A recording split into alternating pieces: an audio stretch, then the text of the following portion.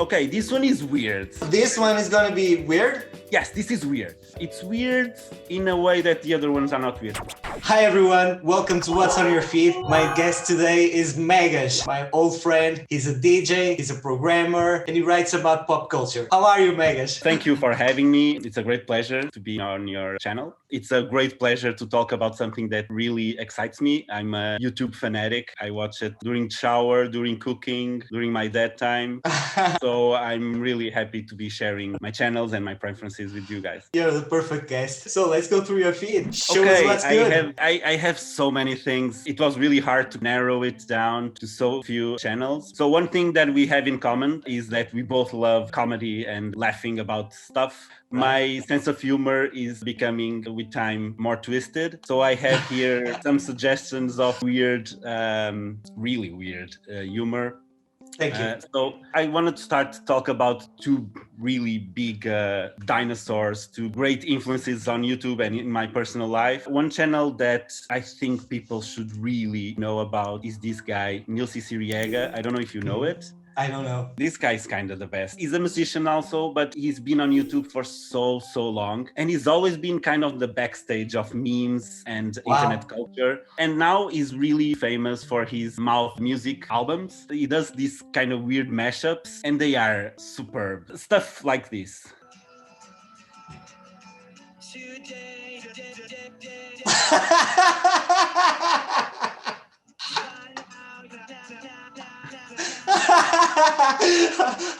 That's the way I sing it. It's really creative. Please check it out. It will be worth it if you have a taste for music and for weirdness. The other one that really influenced my sense of humor, and until I met TVFilthyFrank, my YouTube consumption was more like small videos and memes and lists about movies or whatever. And this guy kind of showed me what a creator could achieve. Right. So this guy is also really famous. Again, he was also famous firstly for being the creator of Harlem Shake. Yeah, I know that guy. So he tried to become famous for other reasons than for the Harlem Shake thing.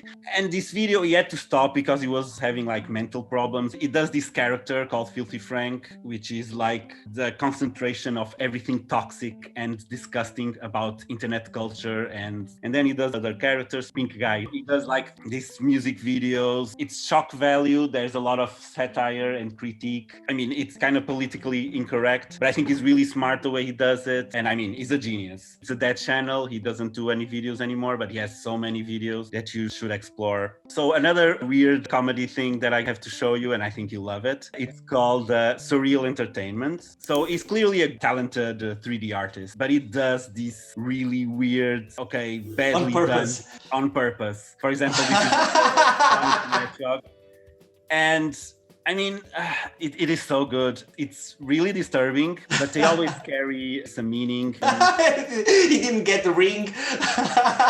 It's everything goes kind of wrong in these videos. It's really crazy. It's really weird. It's my kind of thing. This one is a recent discovery I had. Brian David Gilbert. So weird. He does these videos where most of them starts to be a trope of some kind of YouTube video, and then they just go way off course. Okay. For example, this one is like those marketing level schemes, but then it just goes way weird because he doesn't really know where the money comes from when he's doing the Excel. And then suddenly it just gets super like horror movie, starts to have like these glitches. It's all about subverting expectations. You think the video is going one side and it just gets sidetracked. Very curious. The next category I chose is about stuff. Because it's like channels about stuff. This one is literally about stuff. It's called Ordinary Things. I don't know if you know it. I don't think I do. This guy is really good. He does this, he chooses a theme. As you can see, like this one is about how offices became a thing, like working in an office. And the way he makes the videos are super funny. He tries to look somewhat professional because he wears a suit. And it's really cool. He synthesizes really well. A really funny way of showing a theme. And yeah, you can see stories of a lot of things. I strongly advise this guy. He's really cool, really short movies, 10 to 15 minutes. You've been looking into a lot of weird comedy. Yeah. yeah, I can't really do the watch a guy doing stand-up or even like sketches are generally boring for me. I kind of need something that subverts my expectations. Otherwise, I don't find it that funny. So yeah, this one is really, really good. This one is more mild. Okay, I think this is a really accessible channel for everyone. It's not. It's crazy, but it's not over the top crazy. It's the gateway drug to weirder.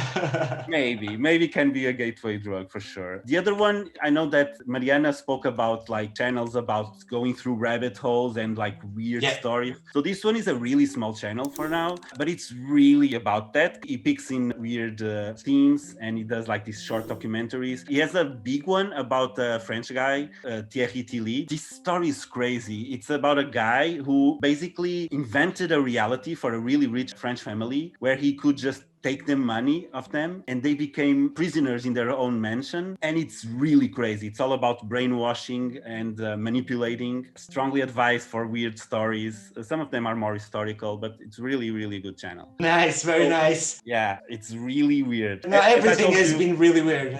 Well, yeah, I think we are over the weirder parts. Oh, okay. Kind of. As you know, I really love music. So I have channels about music that I really like. One of them is Todd in the Shadows. Mariana spoke about Lindsay Ellis, and they are actually good friends. They sometimes collaborate because they have the same YouTube background. What I like about him is that he really understands his music, but he's not a snob in the way he speaks about music. So he might be speaking highly about a really, famous artist or like really artistic artist. But he will also speak about pop artists with the same passion. One Hit Wonderland is probably what I've watched more, which is about only bands that, He starts with playing it in the piano, the song, and then he just speaks about the band that is this One Hit Wonder. I'm so saddened by One Hit Wonders. I love it. I love it too. And you never see him. He's Todd in the Shadows. He's always like that in the shadows. It's a really, really good aesthetic too. Okay, this one is weird. This one is gonna be weird? Yes, this is weird. It's weird in a way that the other ones are not weird. I don't know if you know this guy, Nardwuar. You know Nardwuar? No. This guy has been in the music scene for ages. So this guy is a Canadian. He works for a Canadian independent radio. And what's the thing about this guy? This guy does interviews, but his interviews are different from anything you might expect. I think he might be on the spectrum because the way he approaches the interviews are so off the mark that kind of makes the interviewer kind of disarmed, but he excels in extracting information. So he will, for example, say stuff about their high school life or their favorite movie or whatever. Sometimes things that normal people wouldn't know or normal journalists. Mm-hmm. And the second thing he does really well is that he just starts offering presents to his interviewers, okay? So he starts to give like them vinyls and stuff. I don't know if you know Eric Andre. Eric Andre is considered crazy, right? But this guy makes Eric Andre uncomfortable. Really? Yes. Because he will just start giving him like vinyls and asking him stuff about his personal life and his old life that is really weird. I strongly advise this for people who I need to see this. It is so good. And the guy looks like Weird Al Yankovic's weird cousin. Yeah, it looks like a character, but I don't really think he's doing a character. Right. It's legit. It is legit. I have to speak about another video game channel. Jim Sterling is insane. He's a video game journalist. Has a lot of hate from most companies, especially AAA companies, because kind of calls the bullshit on them, okay? Predicts how the market and how the things will flow. Super fun. He's also a part-time wrestler. All that? Yeah. And also looks like Ozzy Osbourne. It is super weird and speaks about video games, mostly stuff that is coming out, critiques, and I strongly advise for someone who likes video games, and especially how video games and capitalism are clashing with each other. For example, recently, a lot of videos about Cyberpunk, which for people who are...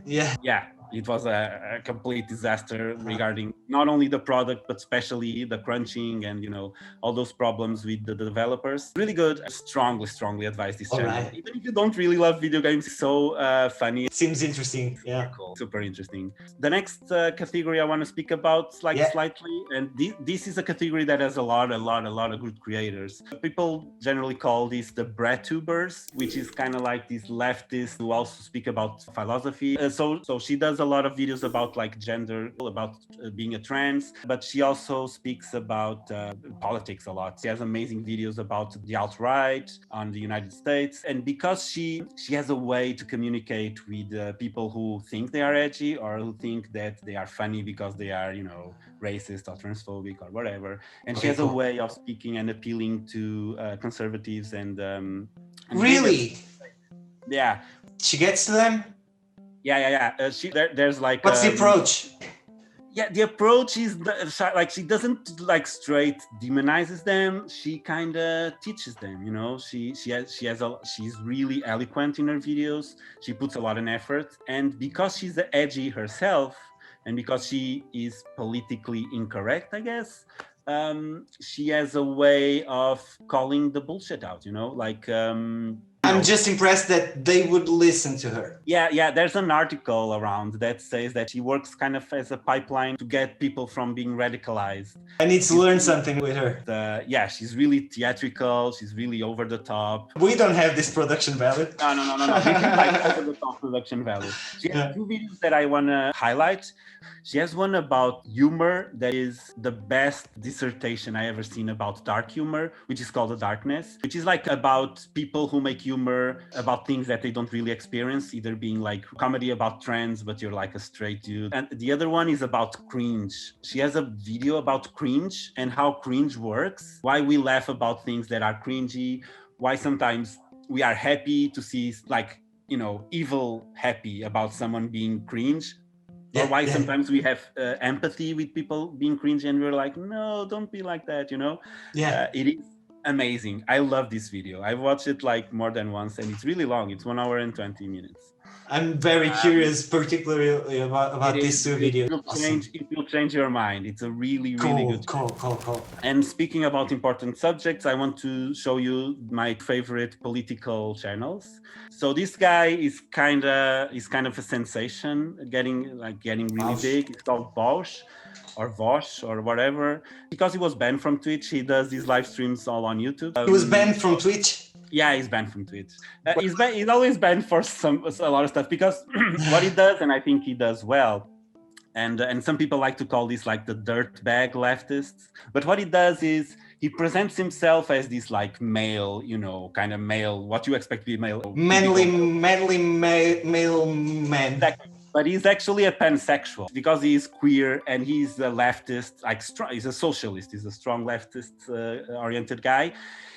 And he's an edgy person. His humor is really like, I don't want to say heavy, it's hard. He's able to show a different kind of person on the left that we generally associate with being, like really politically correct and really careful about words. Right. Yeah, so sometimes he gets off the mark and he's criticized by that. And he gets censored by Twitch. He gets canceled on Twitter every time. And I really like him. I think he has mostly good ideas. Although he's a leftist and a socialist, he's also pragmatic. Regarding movies, I really love this channel. This guy does amazing videos about philosophy and specifically movies. He's an horror movie fanatic too. He tries to analyze media, how we are affected by media, what tropes are used in media. And for example, this video is about mental illness and how that is portrayed on horror movies. I think he's a really smart guy and also an anti-capitalist. So that's a common theme on my... Yeah, it is. Weirdness and anti-capitalism. Yeah, I'm being radicalized by you too. And the last one about movies and TV shows that I want to show is Curio. Curio is a non-binary creator too. I have a lot of queer channels that I follow apparently. So this one is about mostly movies and TV shows, sometimes games. So I try not to be judgmental about pop culture and arts in general, but I must admit I was never into really anime. There's a really good video about anime that I was like, oh, maybe I should, I liked Miyazaki movies and, Dragon Ball, and that was it. But this movie was kind of eye-opening for me because it is really well made, and it is about if anime has problems and what problems does anime have and why anime, despite its problems, is really worth checking out. And it made me watch anime, okay? So... Wow, really? Yeah. Yeah, I since then that's a huge decision. Life-changing decision. Yeah, it definitely changes your life because all of your time has to go to anime. It's like a novella. Yeah, it's the anime pipeline, my friends. Yeah. Also has a good movie about humor and boys. I forgot the name. Humor and boys. Yeah, like how comedy and masculinity are linked. How most comedians are like all about being like, yeah, I'm a dude and a girl, you know, and how it relates and how that helped people getting into, you know, far right kind of thinking. This video is super interesting, especially if you like humor, and I know you love it. Yeah, this is another one that I'm gonna watch. Definitely. It is good, probably, yeah.